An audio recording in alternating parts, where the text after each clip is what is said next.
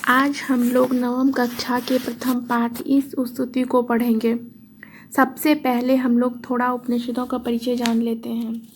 इस स्तुति पाठ में 3 मंत्र विभिन्न उपनिषदों से और 2 पद भगवत गीता से लिए गए हैं। उपनिषद वैदिक साहित्य के ज्ञान कांड को प्रकाशित करती है। विभिन्न वैदिक संहिताओं के अंतर्गत इसका विकास हुआ है। प्रमुख 10 उपनिषदों को हम इस प्रकार विभक्त करते हैं।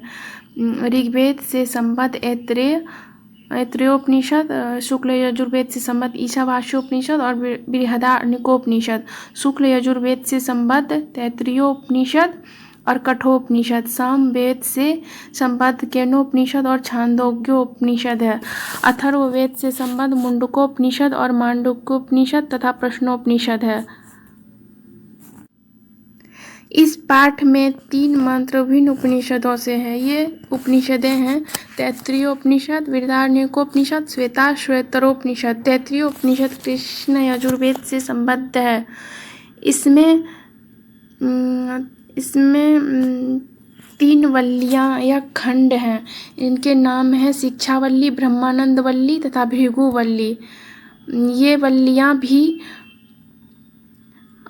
अनेक अनुवाकों या खंडों में विभक्त हैं। शुक्ल यजुर्वेद से संबद्ध बृहदारण्यकोपनिषद विशाल ग्रंथ हैं जो 6 अध्यायों में विभक्त है। प्रत्येक अध्याय विभिन्न संख्या वाले ब्राह्मणों से विभक्त है। यह उपनिषद विशेष रूप से मिथिला के योगी राज याज्ञवल्क्य के दार्शनिक विचारों के लिए प्रसिद्ध है। श्वेताश्वतरोपनिषद भी कृष्ण यजुर्वेद से संबद्ध है। यह 6 अध्यायों में विभक्त है। प्रत्येक अध्याय पद्यात्मक मंत्र है। उपनिषदों में समानता, ब्रह्म, आत्मा, अद्वैत, सृष्टि, प्राण, कर्म सिद्धांत का मतलब कर्म का फल मिलना, वैराग्य, ज्ञान आदि के उपदेश हैं। दार्शनिक दृष्टि से ये विश्व भर में महत्वपूर्ण मानी गई है। और 2 मंत्र भगवत गीता से है। तो भगवत गीता की थोड़ी परिचय जान लेते हैं। भगवत गीता महाभारत के भीष्म पर्व के अध्याय 25 से 42 तक में श्री कृष्ण द्वारा अर्जुन को उपदिष्ट ग्रंथ है। 18 अध्यायों में विभक्त, इसमें 700 श्लोक हैं। निराश व्यक्ति को जीवन में कर्म के प्रति प्रवृत्त करना इसका उद्देश्य है। प्राचीन काल से ही इसका महत्व रहा है। वर्तमान युग में बाल गंगाधर तिलक, महात्मा गांधी तथा विनोबा भावे ने स्वतंत्र व्याख्याएं लिखकर इसका बहुत प्रचार किया है। स्वाधीनता संग्राम के सैनिकों ने गीता को अपना पाथेय बनाया था। इस स्तुति से संकलित मंत्र अनंत रूप परम शक्तिशाली जगत के कण कण में विराजमान परमेश्वर की वंदना करते हुए प्रकाश की प्राप्ति के लिए प्रार्थना भी करते हैं। परिचय को हम लोगों ने जान लिया है। अब इस स्तुति पाठ को पढ़ते हैं। इस स्तुति का मतलब है ईश्वर की स्तुति करना, ईश्वर से प्रार्थना करना। उपनिषदः भगवत गीता चेति जीवनस्य अभ्युदयाय विकसिताः अमूल्याः ग्रन्थाः। उपनिषदः अनेकेषां ऋषीणां विचारान् प्रकटयन्ति। भगवत गीता तु केवलस्य योगेश्वरस्य कृष्णस्य उभयत्रापि परमात्मनः सर्वशक्तिसम्पन्नता दर्शिता। अस्मिन् पाठे तस्यैव परमेश्वरस्य स्तुति वर्तते। का अर्थ है उपनिषद एवं भगवत गीता मानव जीवन की सर्वांगीणता के लिए रचित अमूल्य ग्रंथ है। उपनिषद में अनेक ऋषि मुनियों के विचार निबद्ध हैं। भगवत गीता में योगेश्वर श्री कृष्ण के महान संदेश हैं। अस्मिन् पाठे तस्यैव परमेश्वरस्य स्तुति वर्तते। इस पाठ में उसी सर्वशक्तिमान परमेश्वर की प्रार्थना की गई है। प्रथम श्लोक है तैत्तिरीयोपनिषद से। यतो वाचो निवर्तन्ते और प्राप्य मनसासः आनंदम ब्राह्मणो विद्वान् न बिभेति कुतश्चन। इसका शब्दार्थ जान लेते हैं पहले। यतो जहाँ, वाचो वाणी निवर्तन्ते लौट जाती है, पहुँच नहीं पाती है, अप्राप्य न पाकर मनसा, सह मन के साथ, विद्वान जानने वाला, विभेति डरता है, कुतश्च न किसी से भी। इसका अर्थ है जहाँ वाणी मन के साथ ब्रह्म को न पाकर लौट जाती है, अर्थात जिस ईश्वर को वाणी तथा मन से प्राप्त नहीं किया जा सकता है, उन्हें जानकर अर्थात उस ब्रह्मानंद को जानने वाले किसी से भयभीत नहीं होते हैं।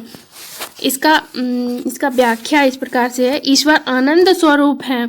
वह ईश्वर इतना महान है कि वाणी तथा मन वहाँ तक नहीं पहुँच पाते हैं, अर्थात जिसका वर्णन वाणी तथा मन नहीं कर सकते हैं। उस आनंद स्वरूप ब्रह्म को जानने वाले किसी से भयभीत नहीं होते हैं।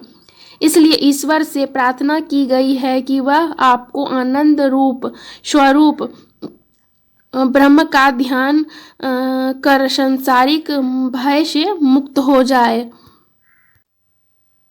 दूसरा श्लोक है बृहदारण्यकोपनिषद से। अष्टो मां शतगमय, तमसो मां ज्योतिर्गमय, मृत्योर्मां अमृतम गमय। शब्दार्थ को जान लेते हैं। अष्टो मतलब होता है कुमार्ग, मां मत, शद अच्छा, गमय ले जाओ, तमसो अंधकार अज्ञान, ज्योति प्रकाश, मृत्यु नाश, अमृतम अमरता जीवन। इसका अर्थ है हे ईश्वर, हमें कुमार्ग नहीं सन्मार्ग पर ले जाओ, अंधकार अज्ञान नहीं प्रकाश की ओर ले जाओ, तथा मृत्यु नहीं अमरता की ओर ले जाओ। तीसरा श्लोक है श्वेताश्वतरोपनिषद से। एको देवः सर्वभूतेषु गूढ़ः, सर्वव्यापी सर्वभूतान्तरात्मा, कर्माध्यक्ष सर्वभूताधिवासः, साक्षी चेताः केवलो निर्गुणश्च।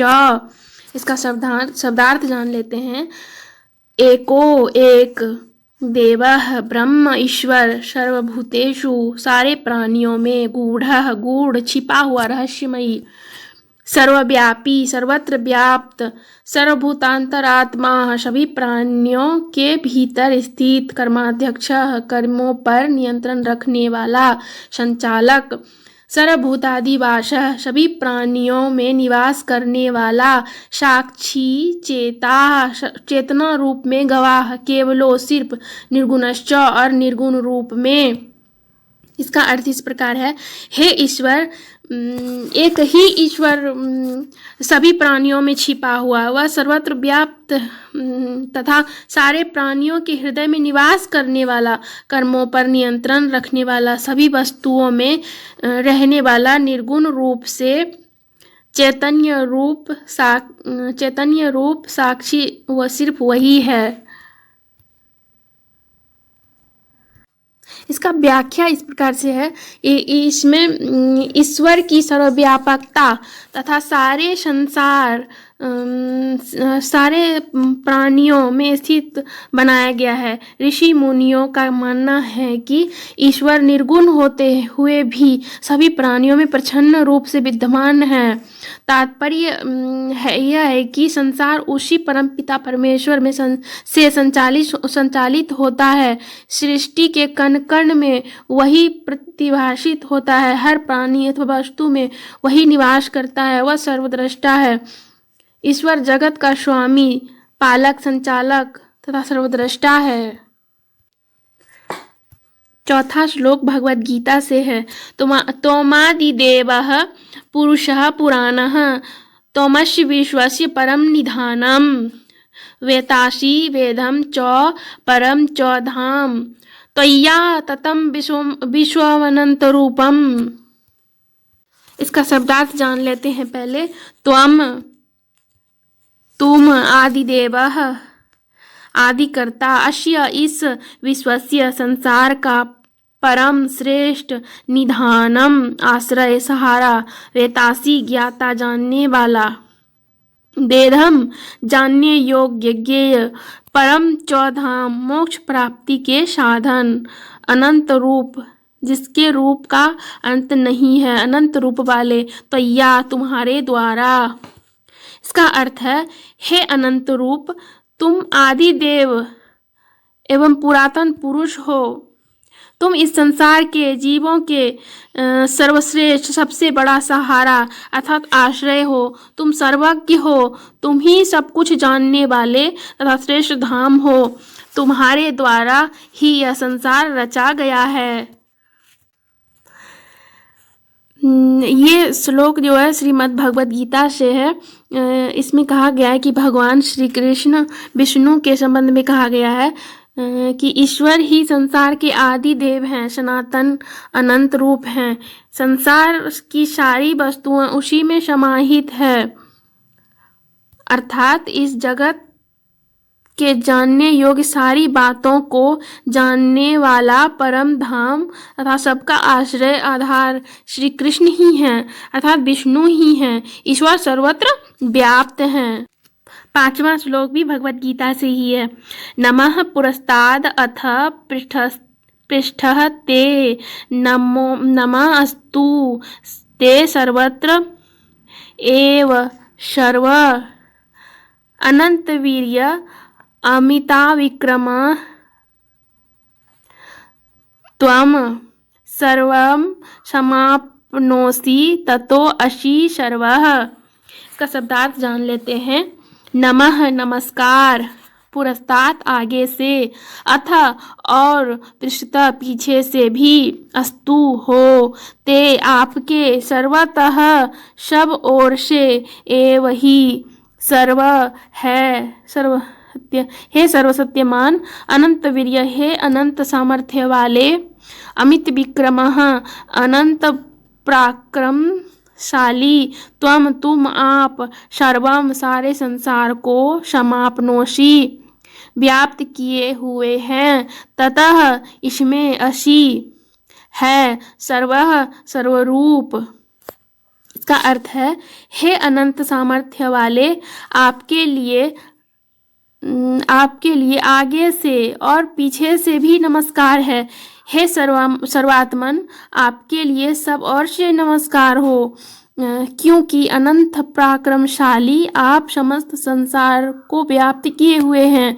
इससे आप भी सर्वरूप में हैं। इसका व्याख्या इस प्रकार है। ईश्वर की विशालता का वर्णन किया गया है। श्रोता जो है ईश्वर से प्रार्थना करता है कि हे सर्वात्मन, सारा संसार आप में ही व्याप्त है। आप ही सर्वशक्तिमान, पराक्रमी तथा अनंत सामर्थ्य वाले हैं। इसका तात्पर्य यह है कि ईश्वर ही विभिन्न रूपों में प्रतिभाषित होता है।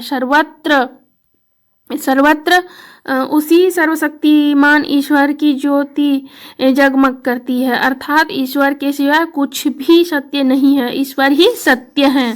तो इस बार हम लोगों ने 500 श्लोक को पढ़ लिया है। पाठ देखने के लिए बहुत बहुत